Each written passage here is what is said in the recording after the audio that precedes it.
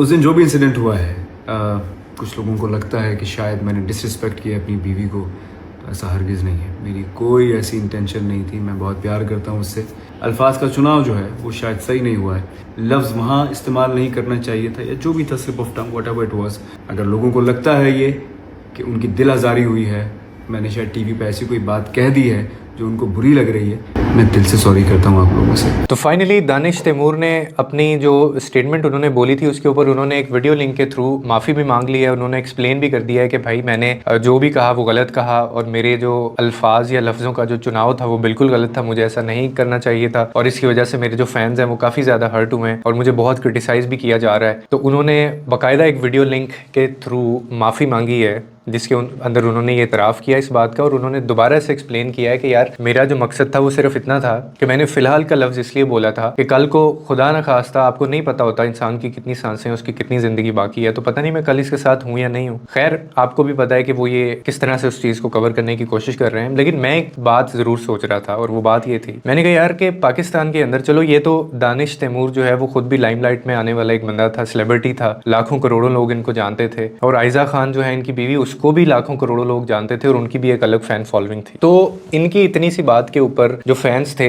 उन्होंने बड़ा गुस्से का इजहार किया, क्रिटिसाइज भी किया इनको, कि उनको स्टेटमेंट देनी पड़ी और उनको वीडियो लिंक के थ्रू माफ़ी मांगनी पड़ी कि मुझे माफ़ कर दें अगर मैंने इस तरह की बात की है और किसी का दिल दुखा है, और अगर आपको ऐसा लगता है कि मैं अपनी बीवी से प्यार नहीं करता तो मैं उससे बहुत मोहब्बत करता हूँ, ऐसा कुछ नहीं है। वो सिर्फ एक अल्फाज जो थे, शायद उनकी सिलेक्शन जो है मेरे से सही नहीं हुई, या वो मैंने सही वक्त पे सही बात नहीं की। मैं ये चीज़ सोच रहा था कि पाकिस्तान के अंदर अब जो बेचारी सेलिब्रिटी नहीं है, जो बेचारी एक्ट्रेस नहीं है, या जो बेचारा एक्टर नहीं है, और उनकी चीज़ें बाहर सामने नहीं आती हैं, ये तो सिर्फ एक स्टेटमेंट की हद तक थी ना, कि लोगों ने इतना क्रिटिसाइज़ किया कि उनको अपने जो अल्फाज थे वो वापस लेने पड़े, ना सिर्फ वापस बल्कि जस्टिफाई करना पड़ा उनको दोबारा से। लेकिन हमारे घरों में, हमारे पाकिस्तान के अंदर, इस मुल्क में कितनी ऐसी औरतें हैं, कितनी ऐसी लड़कियां हैं जिनको रोज़ाना उनकी औकात बताई जाती है, जिनको रोज़ाना ये एहसास दिलाया जाता है कि तुम सिर्फ मेरे लिए एक ऑप्शन हो, जिनको रोज़ाना जूते की नोक पे रखा जाता है। उन बेचारियों का केस कौन लड़ेगा? उन बेचारियों के बिहाफ के ऊपर कौन उनसे माफ़ी मंगवाएगा? और उनकी तो फैमिलीज भी उनको सपोर्ट कर रही होती हैं, यानी लड़के वाली साइड से जो भी वो कह रहे होते हैं। तो आपको नहीं लगता ये कितनी अनफेयर चीज़ है कि एक तरफ हम कहते हैं कि नहीं सब एक जैसे होते हैं, और जो लोग इस दुनिया में आए हैं हम सब इंसान बराबर हैं, लेकिन हकीकत में ऐसा नहीं है। ये दुनिया वाले जो है ना, ये आपके लिए स्टैंडर्ड्स और रखेंगे, मेरे लिए स्टैंडर्ड्स और रखेंगे, किसी और के लिए स्टैंडर्ड्स और रखेंगे।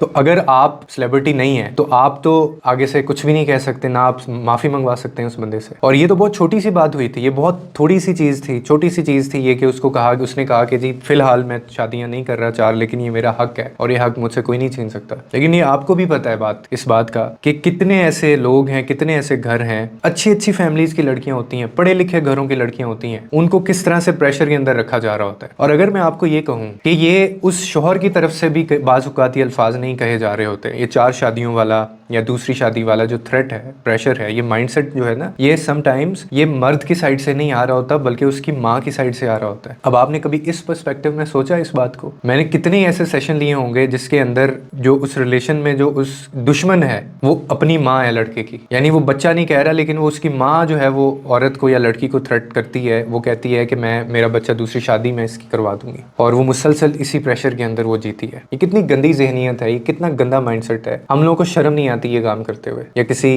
की बहन बेटी को इस तरह की चीज़ कहते हुए। और फिर मैं अक्सर कहता हूँ कि फिर ना आप कंपैरिजन कर लिया करें। अगर आपकी बीवी है ना, तो आप उसको जो अल्फाज कह रहे हैं, मैंने इसके ऊपर एक वीडियो भी बनाई थी जिसमें मैंने कहा था कि कहते हैं ना कि बीवी दोबारा मिल जाती है, माँ दोबारा नहीं मिलती। तो यही बात अगर आपकी बहन को कोई कहे या आपकी माँ को कोई कहे ये बात, तो आपको कैसा लगेगा? आपने कभी कंपेयर करके देखा है? इस तरह से कंपैरिजन कर लिया करें कि आपकी जो बीवी है वो भी किसी की बहन है, वो भी किसी की बेटी है, और वो भी किसी की माँ बनना है उसने। लेकिन हमें हमारी माएँ लगती हैं, हमारी बीवियाँ लगती हैं, हमारी बहनें हमें, बीवियाँ तो खैर हमें अपनी बीवियाँ नहीं लगती, लेकिन हमारी बहनें हमारी बहनें लगती हैं। तो ये जो डबल स्टैंडर्ड एक हमारी सोसाइटी के अंदर है ना, अनफॉर्चुनेटली इसके ऊपर सिखाने वाला कोई नहीं है, इसके ऊपर बात करने वाला कोई नहीं, क्योंकि जिसने बात करनी है वो खुद आपको ये बात कह रही है कि मैं दूसरी शादी करवा दूंगी। ये एक माँ और एक बाप का, उसकी असल में ग्रूमिंग, उसकी अपब्रिंगिंग होनी चाहिए थी कि आपकी ज़िंदगी में जो शख्स है उसको इस चीज़ का उन्होंने बताया होता, औरत की इज्जत करना बताई होती, औरत के हकूक़ के बारे में बताया बताया होता और ये बताया होता कि जैसे तुम्हारे घर में जैसे मेरी बेटी है ना, जैसे तुम्हारी बहन है, इसी तरह दूसरों की भी बेटी और दूसरों की बहन है। लेकिन हम ऐसे कभी सोचते नहीं है और इसी वजह से फिर हम लोग ये ज्यादतियाँ कर जाते हैं अक्सर, और ये ज्यादतियाँ होती रहती हैं।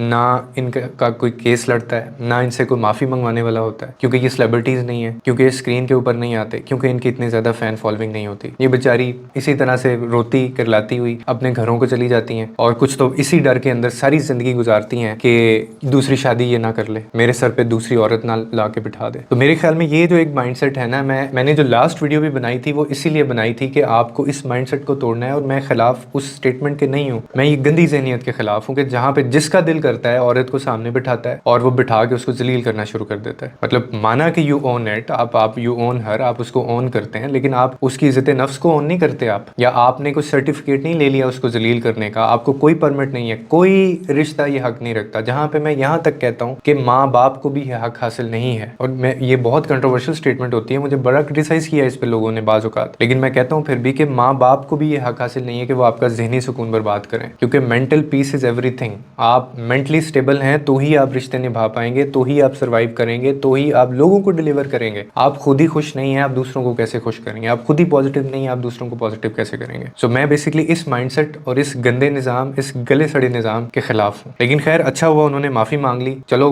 करोड़ों लाखों करोड़ों को ना सही, किसी एक बेचारी को तो उसकी वर्थ का पता चला। लोगों के लिए आसानियाँ पैदा करें, रब आपके लिए आसानियाँ पैदा करेगा।